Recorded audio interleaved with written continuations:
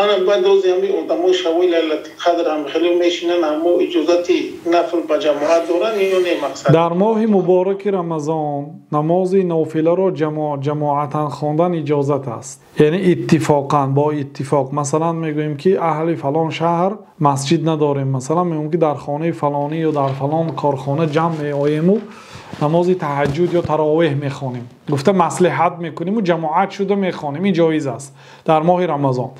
اما در غیر ماه رمضان اتفاقا جماعت شده نماز تهجد خواندن منع است. اتفاقا یعنی دو کس میگوید که بیا همراه جماعت شده میخوانیم، منع است. لیکن یکی شما نماز خوانده ایستاده اید، همسرتون آمد به شما اقتدا کرد، یا فرزندتون آمد یا برادرتون یا دادرتون آمد به شما اقتدا کرد، هیچ گپی ندارد.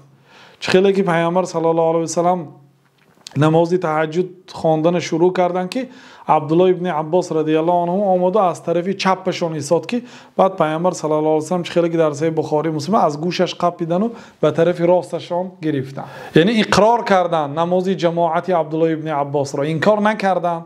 بعد نماز هم سرزنش نکردن که تو باید به من اقتدا نمیکردی، نگفتن، بلکه اقرار کردن. اتفاقا نبود، یعنی اتفاق نکردن پیش از نماز که حاضر همراه تهجد را جماعتا میخوانیم گفته.